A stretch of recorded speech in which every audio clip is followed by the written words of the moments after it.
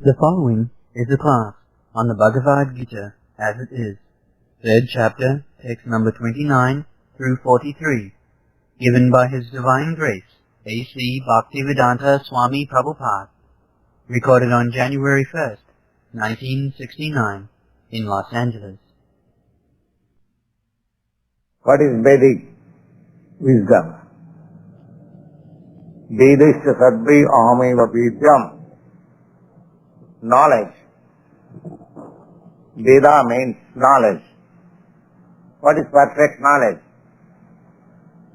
Perfect knowledge is that my constitutional position is to serve.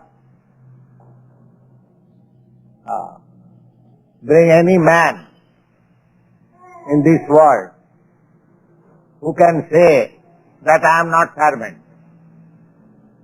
Is there any man or woman within this world, within this universe, who is not a servant? Can any one of you say that you are not servant? Is there anyone? Everyone is servant. Somebody is servant of the society, somebody is servant of the country, somebody is servant of his wife or family, or some cats and dogs, ultimately. One must be a servant. So, when a man comes to this knowledge that I am serving, so why not serve the Supreme? This is knowledge. This is perfection. Nobody can be freed from being a servant. Either you become a servant of God or you become a servant of dog. You must be a servant. So the intelligent person, a wise person, he prefers to servant of God instead of becoming servant of dog.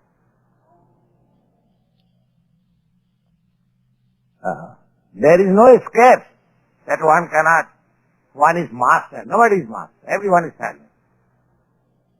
Therefore, one who executes his duties according to my injunction, God's injunction, and who follows the teachings faithfully becomes free from bondage.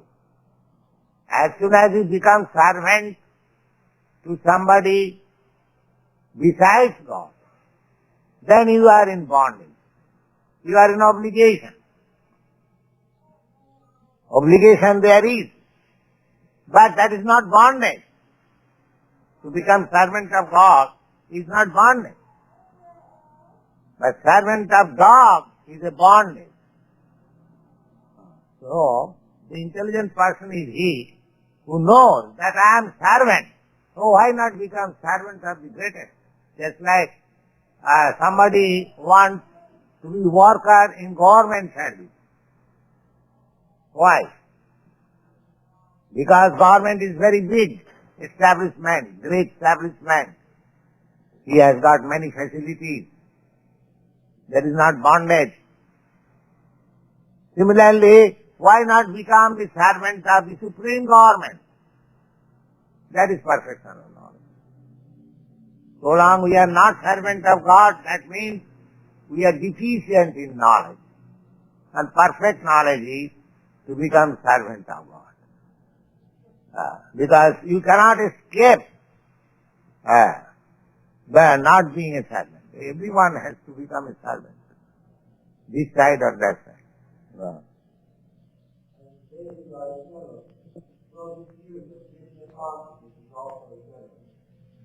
What is that firm faith in the jumping without envying the Lord? There are many so-called philosophers who write comments on the Bhagavad Gita but have no faith in Krishna. They will never be liberated from the bondage of fruits and apples. But an ordinary man with firm faith in the eternal injunction of the Lord even though unable to execute such orders, becomes liberated from the bondage of the law of karma. In the beginning of Krishna consciousness, one may not fully discharge the injunctions of the Lord, but because one is not resentful of this principle and works sincerely without consideration of defeat and hopelessness, he will surely be promoted to the state of pure Krishna consciousness. Yes. In the beginning, there may be some failure. That is quite natural. Just a child is trying to stand. He may fall down. But that does not mean he should give up the idea. Go on. The time will come when he will be perfect. So we should not give up this business to try to serve the Supreme. Maybe imperfect in the beginning, but stick to it. And a time will come when he will be perfect. Krishna calls. But those who out of envy disregard the teachings and do not practice them regularly ought to be considered bereft of all knowledge, be fools, and doomed to ignorance and bondage. Yes. If somebody says, oh, why should I serve God? All right, then he shall have to serve God. That's all. Therefore he is befooled. He does not know that he has to serve somebody. His constitutional position is like that. He cannot escape. Therefore, if he denies to serve God, Krishna, then he has to serve Maya, illusion, in the hope that I have become the master. Just like in your country, the President Johnson was the master. Actually, he was not the master. He was the servant of the country. Now the country has dismissed him. He is no longer master. So, our mastership in this material world is like that. Actually, we are servants, but we are thinking master. In a family, I am servant of my wife, I am servant of my children, I am servant of my servants, but I am thinking I am master. I am master of this family. I am master of this country. I am master of this society. Nobody is master. The Chaitanya Charitamrita says therefore, the master is only Krishna. Ekolak Ishar Krishna Arsa Bhritta. Only Krishna, God is master and everyone is servant. Jare jaiche nathaye se to iche karnitta. Each servant is dancing according to the order of the Supreme. That's all. Nobody is master. So, this false conception of becoming master is called Maya, illusion. Nobody is master. Therefore, one who disagrees to become servant of God, he is befooled. It is there. But those who, out of envy, his constitution is servant, but he is envious. Why shall I become God's servant? I shall become God. You see, everyone is claiming, oh, everyone is God. Why? What is the use of becoming servant of God? I am God. This is envious. So, if one refuses to serve God and becomes envious, disregard these teachings and do not practice them regularly, has to be considered bereft of all knowledge. Because he is servant, but he is thinking I am master, I am not serving anyone. This is Maya, bereft of all knowledge. God. 33. Even a man of knowledge acts according to his own nature. Everyone follows his nature. What can repression accomplish? So at least he is servant of his nature. There are three kinds of material modes of nature. Somebody is in goodness, somebody is in passion, somebody is in ignorance. So in ignorance, somebody says he is intoxicated. He is servant of some intoxication. But he is thinking after being intoxicated, I am God. I am master. This is called befooling. He is befooled. He is servant of intoxication and is thinking I am God. Is it not a first? By meditation, he will become God. If you are God, why you are meditating?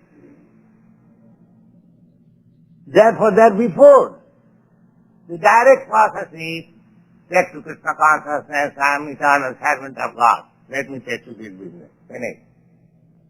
Perfect knowledge. God. Attraction and repulsion against objects are felt by embodied beings.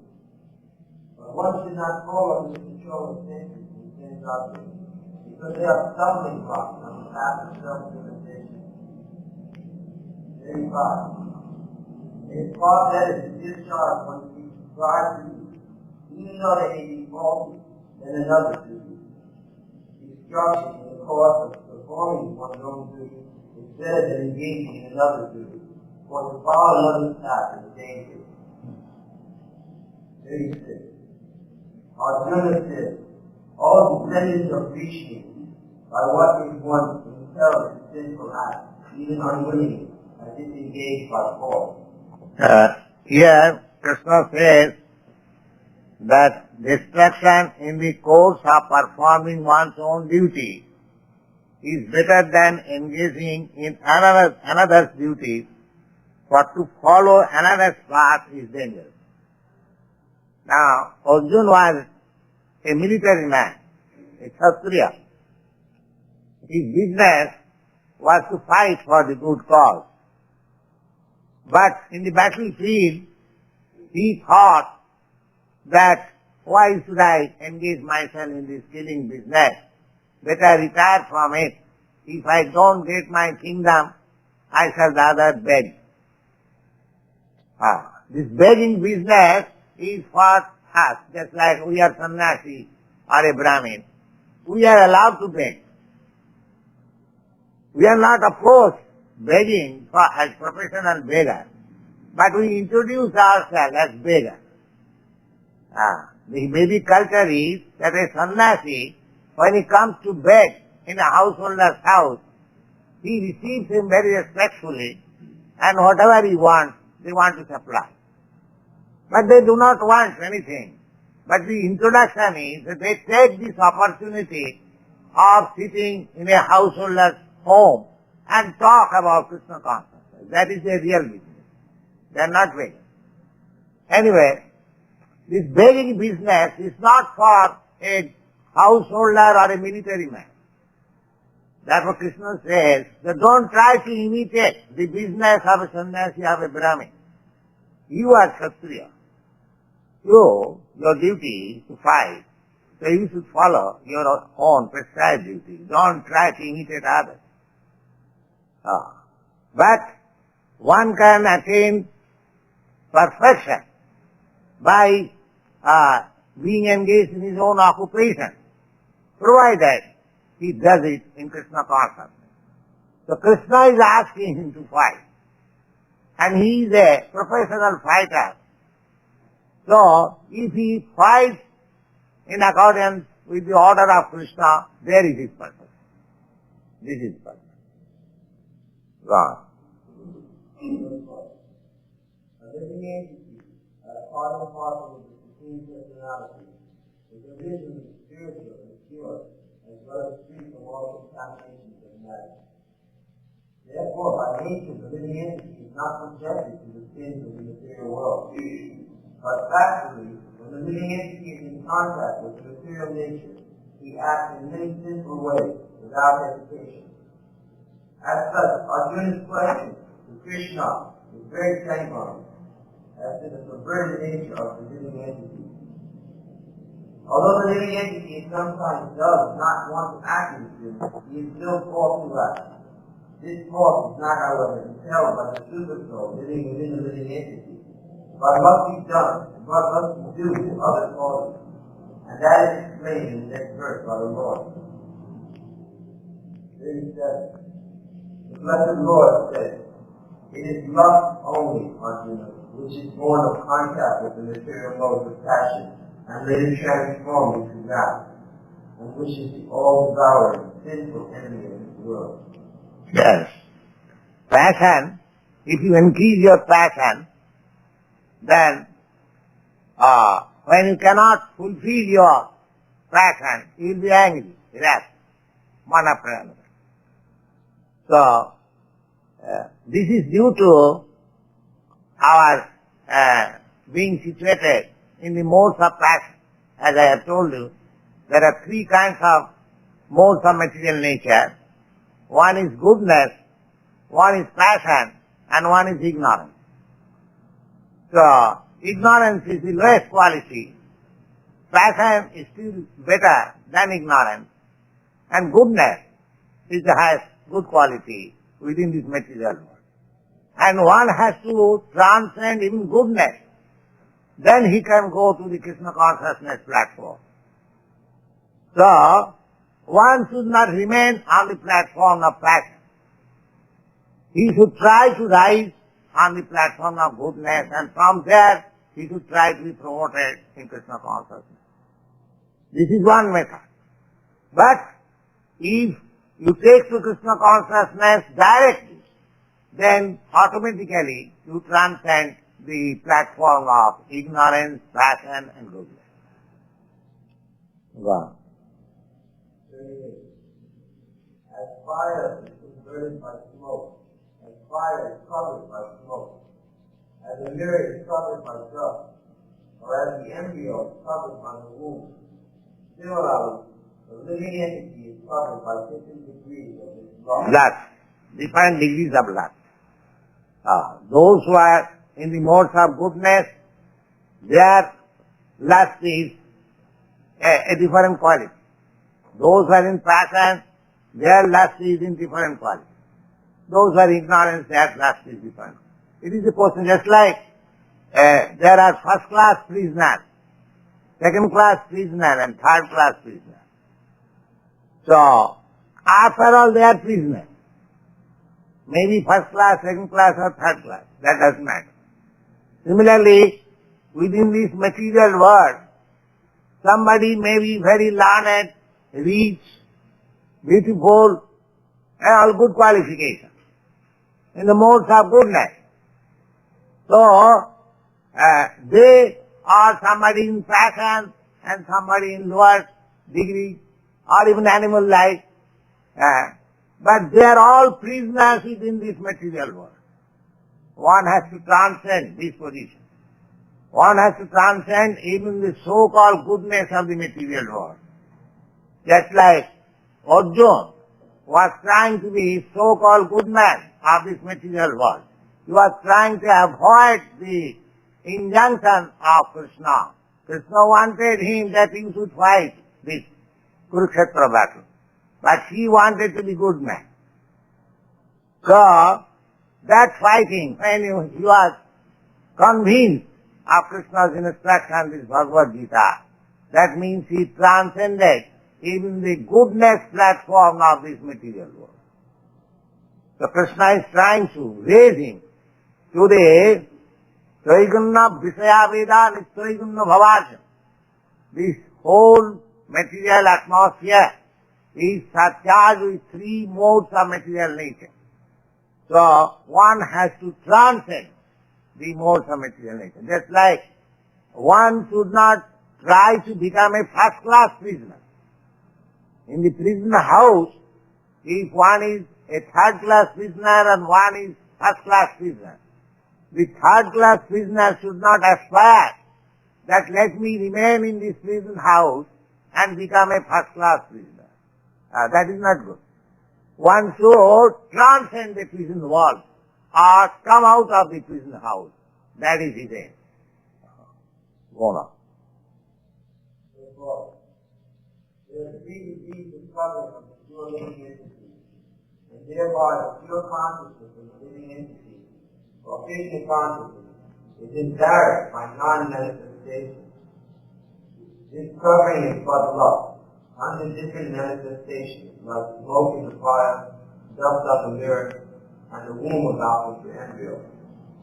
When love is compared to smoke, It is understood that the fire of the living spark can be a little perceived. In other words, when the living entity exhibits his Krishna consciousness slightly, he may be likened to the fire covered by smoke. Although fire is necessary when there is smoke, there is no overt manifestation of fire in the early stage. This stage can be compared with the beginning of Krishna consciousness. The comparison of the dust of the mirror refers to the cleansing process of the mirror of the mind by so many spiritual methods. The best process is to chant the holy names of the Lord. The comparison of the embryo being covered by the womb is an analogy illustrating the most awkward condition, for the child in the womb is so helpless that it cannot even move. This stage of living condition can be compared also to the trees. The trees are living entities, but they have been put into that condition of life by such a great exhibition of love that they are almost void of all consciousness. Yes.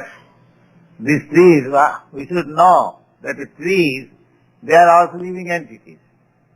But they have been put in such awkward position that they are standing up in a position for thousands of years. They cannot move him. If somebody is cutting, cannot protect. They have been put into such conditional life.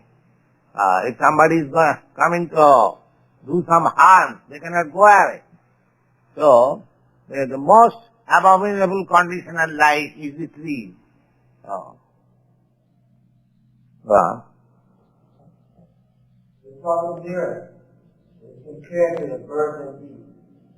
And smoke covered fire is compared to living beings. Yes, the birds and beasts, they can move.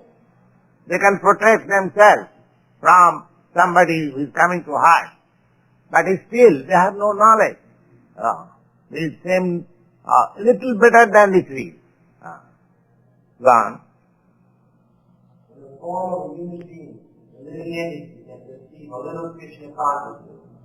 And if you make further development, the fire of spiritual life can be kindled in the human form. By careful handling of the smoke and the fire can be made to blaze. Yes. When the fire is covered by the smoke, if you little fan over it, then immediately there is blazing fire, immediately smoke is gone. Similarly, Krishna consciousness or God consciousness is in every living entity, especially human being. There is, even in the aborigines, those who are called uncivilized. They are also offering some respect to the sea, to the thunderbolt, to a big mountain, something wonderful, they offer, they bow down. That means there is Krishna consciousness. So that's like a fire covered in smoke. Now if you fan it, if you just try to eradicate the smoke, the fire will come out. So we should take advantage. We have got now this consciousness, God consciousness. Therefore, in every human society, there is some sort of religious propaganda. Try to understand God. So we should take advantage of it. But instead of taking advantage of this opportunity, we have declared God is dead, I am God, this God, that God. So you are not fanning. There are others going more and more away from God. This should not be done.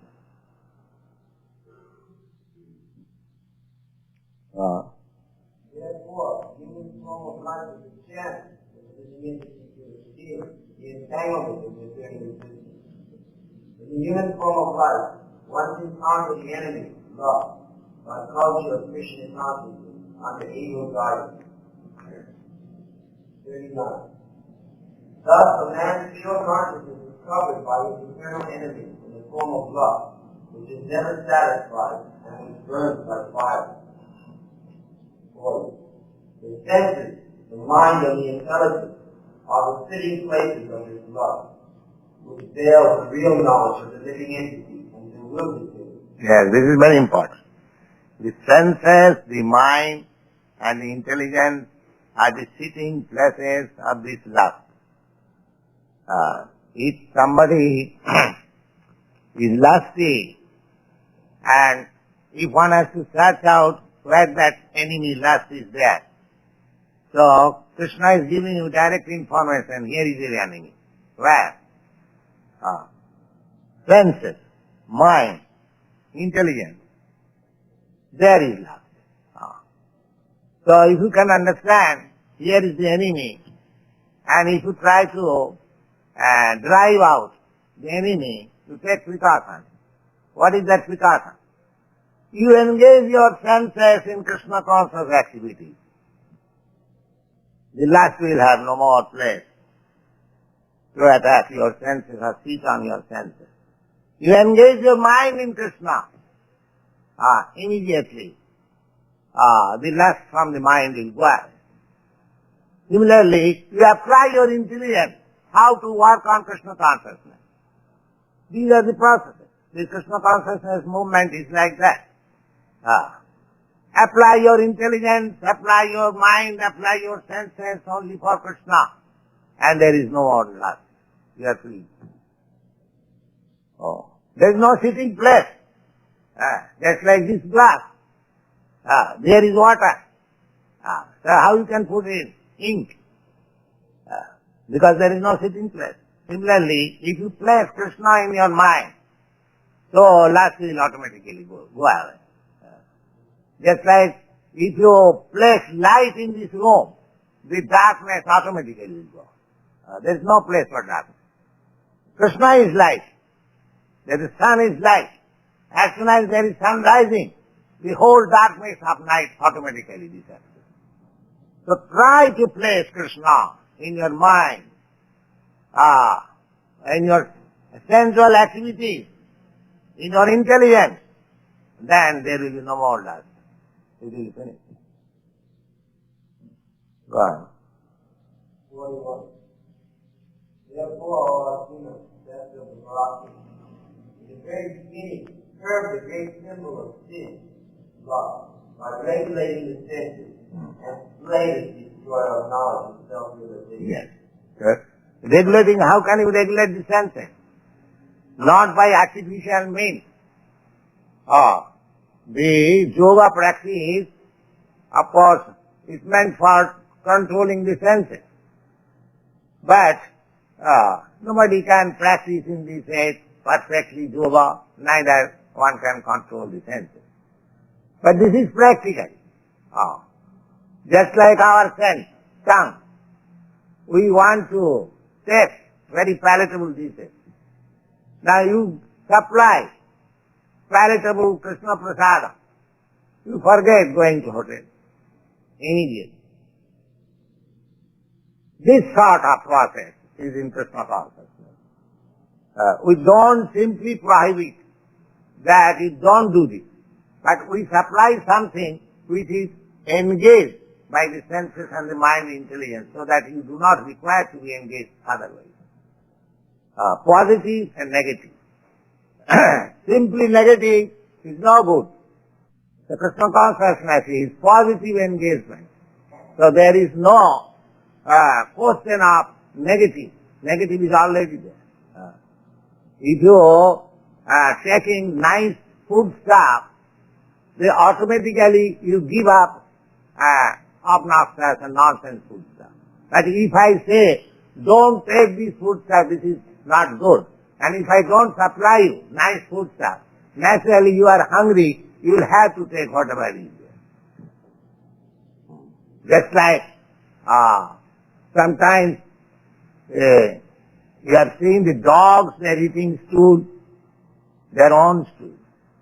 So I was talking this, one of my students told me that in the last war in the concentrated camp, the human beings, they also ate their stool out of hunger.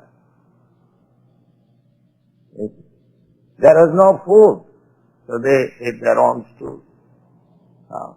So when there is no opportunity of good occupation, one must be satisfied with this nonsense occupation. So this Krishna consciousness is so nice that one who is occupied in this movement, he cannot go anymore to so-called lusty and other nonsense occupation. Wow.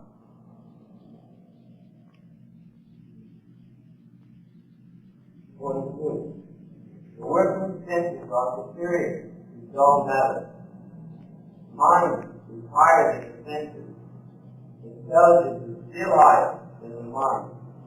And he, the soul, is even higher than the intelligence. So we have to come to the platform of soul. Generally, we are on the dull material platform of this body. And this body means senses. And the center of all these senses is the mind. And the mind is also controlled by intelligence. And when you go above the platform of intelligence, then you come to the platform of spiritual soul or Krishna consciousness. That is your position. So one has to try to transcend all these three stages of material platform and then come to the spiritual platform. Yes. Thus knowing oneself to be transcendental to the material senses, mind, and intelligence, one should control the lower self by the higher self, and thus, by spiritual strength, conquer this insatiable enemy known as love. So forth. This third chapter of the Bhagavad Gita is conclusively directed to Krishna consciousness. Through knowing oneself as the eternal servitor of the Supreme Personality of Godhead, without considering impersonal voidness as the ultimate goal and ultimate aim.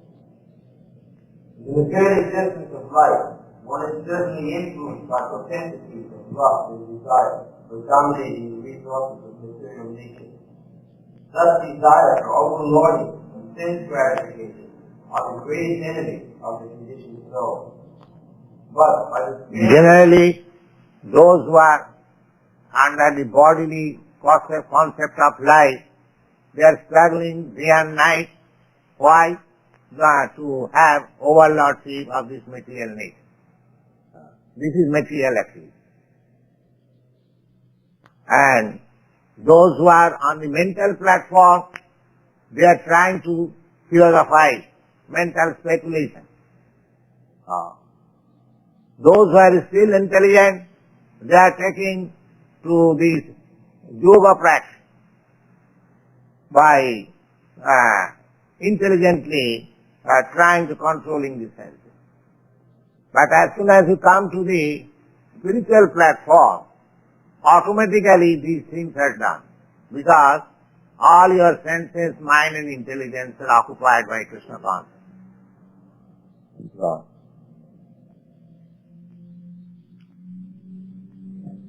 Yes, sir.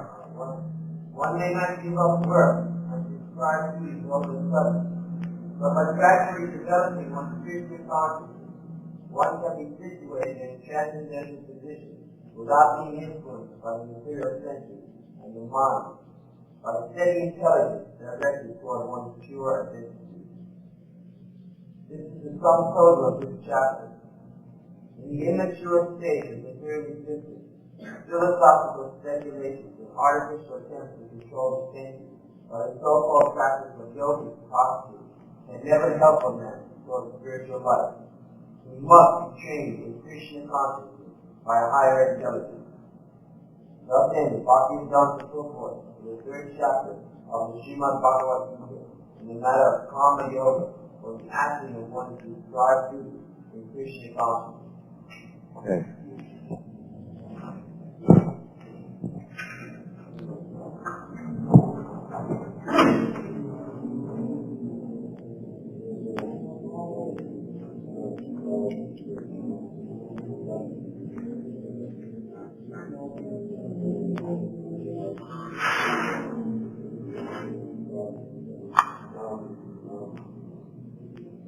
Any questions?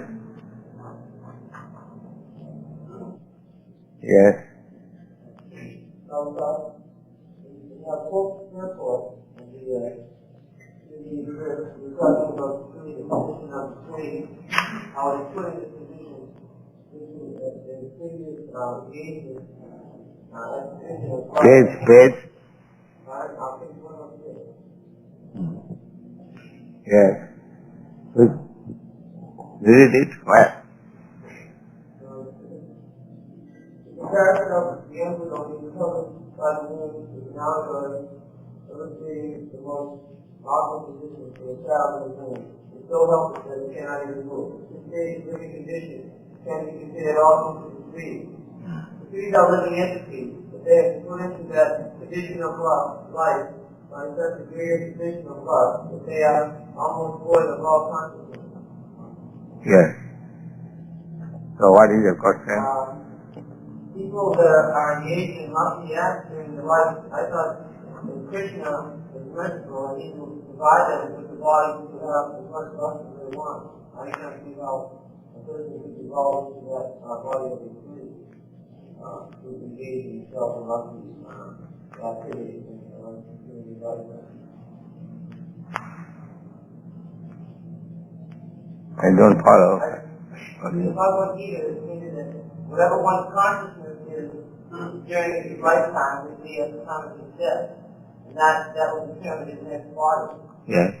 Now one who is very lucky, is living very luckily during his lifetime, his mind will be on his body.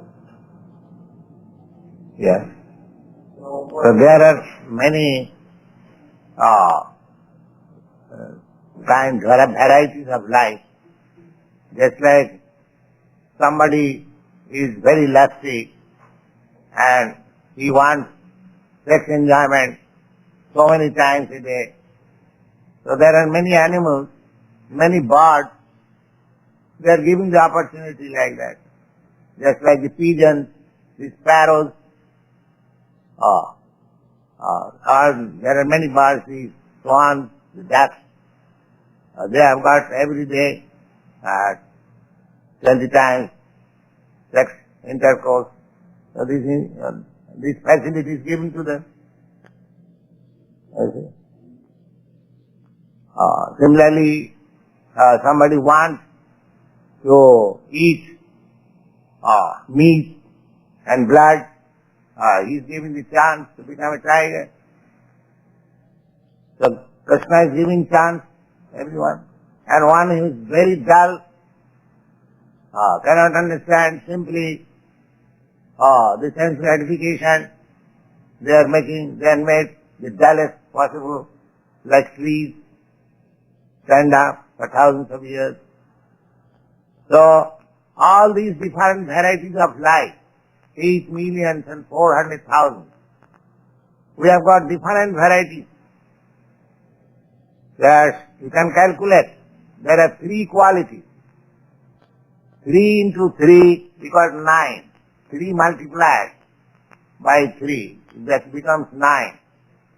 And 9 multiplied by 9 becomes 81. Automatically it becomes more than so many, 8 million. So, God's kingdom, His calculation, His fine judgment is very difficult to understand, but practically you see, there are so many varieties of life. Why? They have been given chance, all life. You want this sort of life? Here it is. Take it. Accept it. So they are transmigrating from one life to another, one life to another, one life to another. Out of many such millions of living entities, one who comes under Krishna consciousness by the grace of Krishna and his devotee spiritual master, his life is successful. He gets the clue to get out of this entanglement. Otherwise, he is to trouble within these 8,400,000. This is all right. So Krishna is giving chance, whatever he wants. But he is talking also the ultimate goal of your life. Sarvadharman parithyajya mam ekam saranam. You give up this searching out of your happiness in your own way by transmigrating from one kind of life to another, one position to another. You just take shelter of me and I take charge of you. This is the whole proposition of Bhagavad Gita. This is Krishna consciousness. One has to give up searching out of happiness according to his own plan, but he has to submit himself to Krishna, who will take care and will give you all happiness that you desire. That is Krishna.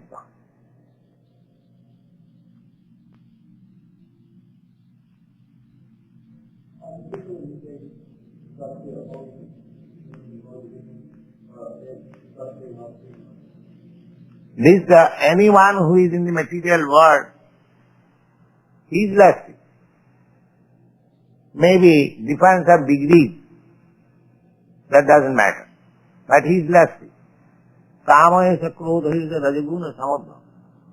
Everyone is trying to lord it over the material nature. That is lust. Now, the ant is trying to lord it over the material nature in his own way, and the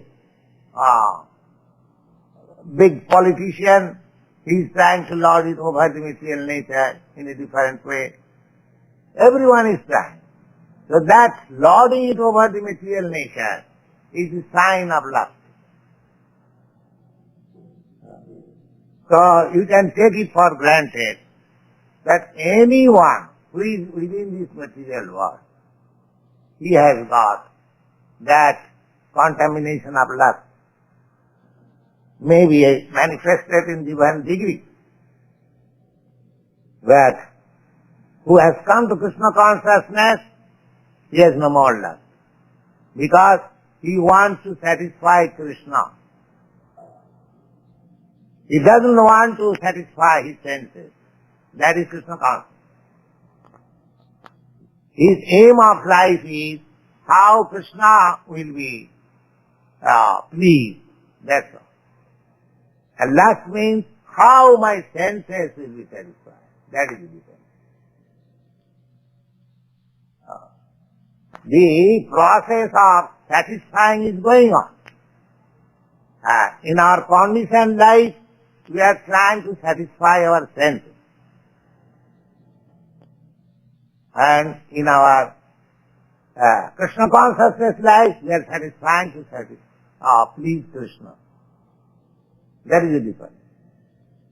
So my work is not stopped, but the goal of life is changed. That is liberation.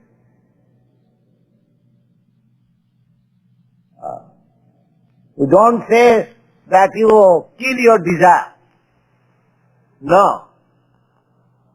You purify your desire to satisfy Krishna. That's all. Now your desire is to satisfy your senses. That's all. This has to be purified. That you shall desire. But you should desire to satisfy Krishna. Then you are perfect. In one way, it is very simple and easy. Because I know how to satisfy my senses. I am doing it life after life. The same endeavor should be engaged for satisfying Krishna. That's all. The process has not to be learned by me. I know it. Simply account has to be changed. That's all. So Krishna consciousness is very simple and easy. Immediately you come to the spiritual platform or transcendental platform. That is explained in the Chaitanya Charitamrita. Lust and love. What is the difference between lust and love?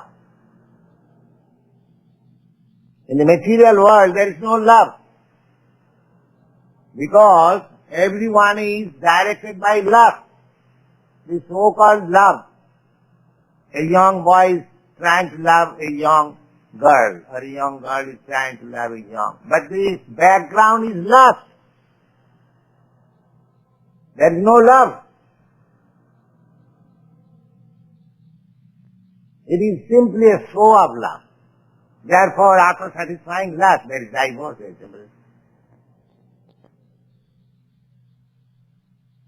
So in the material world, there is no possibility of love. It is all lust. Love is only possible when we love God. There is no lust. There is no question of sense gratification. Simply for love. Krishna is my lover, Krishna is my master, Krishna is my friend. Just like Arjuna. Arjuna is loving Krishna as friend. So he is so great lover that in the beginning he hesitated to fight, how shall I kill my kinsman? But when he understood Krishna, my friend, desires, never mind. So there was no lust. Simply love of Krishna. So lust and love, which means the same thing, is there. Simply one has to change the account. That's all. Lusty people, they are working on account of sense gratification. And lover of Krishna is working for Krishna's sake. The activity may appear superficially the same. Just like there is boys in Krishna consciousness, people may say, what they are doing? They are also eating, they are also cooking and offering Krishna, and they say this Krishna consciousness, what is the difference between this food stall and the hotel food stall? In this way they may think, they are also typewriting, they are also using dictaphone and this tape recorder and all this material. But they do not know that everything is being used for Krishna. Therefore there is far difference. There is no lust. So you can utilize everything if it is in Krishna consciousness, not for satisfaction of your lust. Then your life is sublime. We do not reject anything, but we accept anything. The only difference is that we do not accept anything for our sense gratification. We do not accept this tape recorder for sense gratification, singing or dancing. We accept this tape recorder to record Krishna's glory, to record Krishna's topic.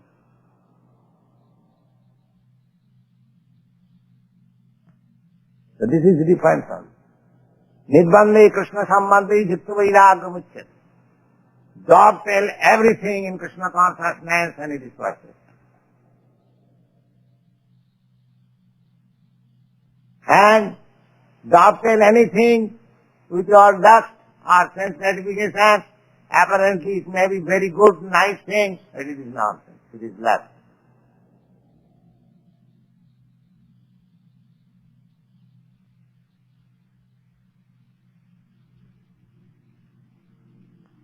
So somebody is using religion for satisfaction of his senses. Somebody is using Bhagavad Gita for satisfaction of his senses. We do not wish to discuss all this in detail. But actually, there is no training how to use things in Krishna consciousness. That is being now introduced in this moment, Krishna consciousness. How to make everything perfect, dovetail in Krishna consciousness.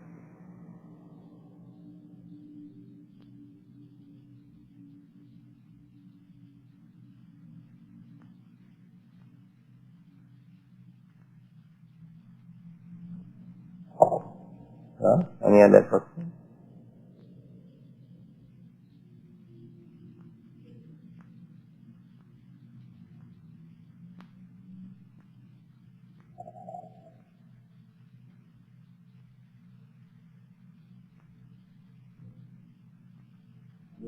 Living entities such as the trees, which are very much limited in consciousness and ability to move all forward. These mentioned in the purport that they have been very lucky. It tends to show that they have been once before in human form and then have really fallen. But is it also the case that there are amongst the forms many souls that are on the process of evolution going upward. Yes, just like you are stepping some staircases. You go to the second floor or third floor, but somehow or other you fall down again. So you have to cross again this step. You follow? That does not mean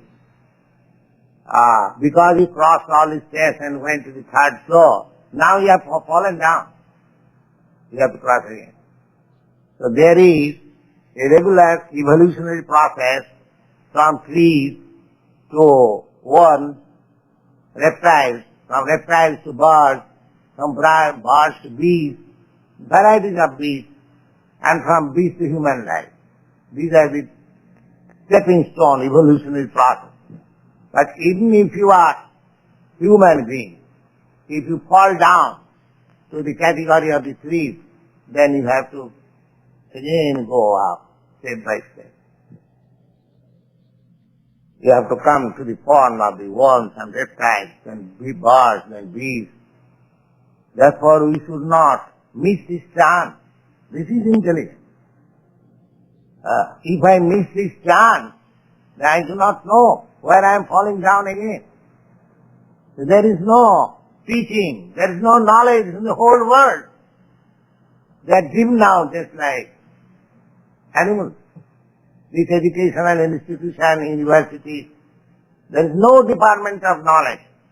How the living entities are working, how they are being transferred, they are falling down, how they... No. A very risky civilization. The people should try to understand this Krishna consciousness philosophy very seriously, if they at all want their own good.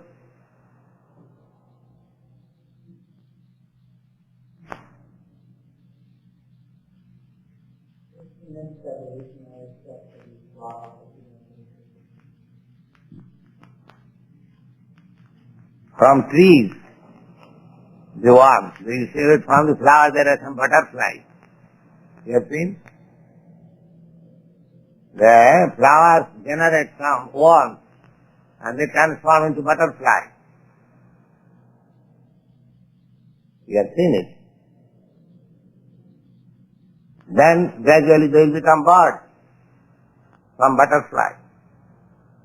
And from birds, different birds, then they will become beasts, four-legged. And then the four legs will turn into two hands and just like gorilla, monkey. Then he will come to this beautiful form. And if you miss this opportunity, again you want to become butterfly. Go on. We will check it. Become butterfly. Nature will not excuse you. As soon as you want to become butterfly, yes, come on.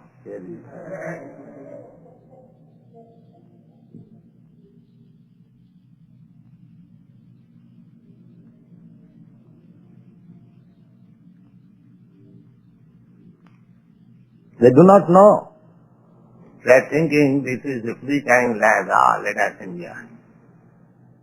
Very risky civilization.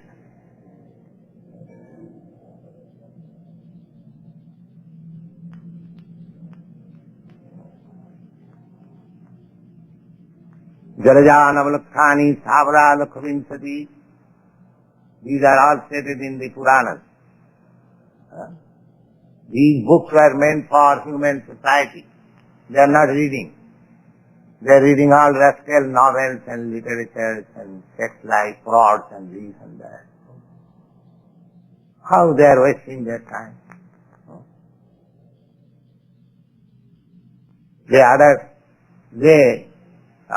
Govinda was saying in one literature, Hawaii, picture, the boys and girls, they are enjoying this, what is called, this surface, spending money.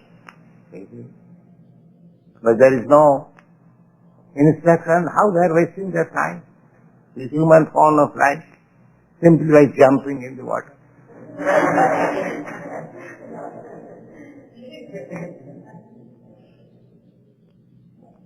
And they think I am enjoying butterflies.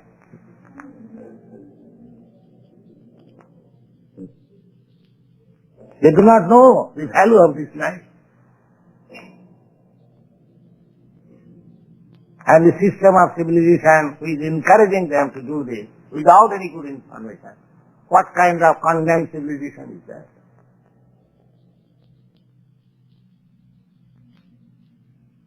Pulling by force to the darkest region of hell.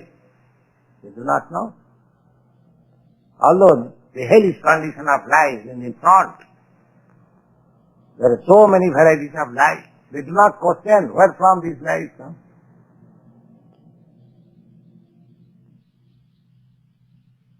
This is Krishna consciousness. So apply the whole energy towards Krishna. That's all. That energy may be utilized in different ways, but to Krishna. This is Krishna consciousness. Chant Hare Krishna.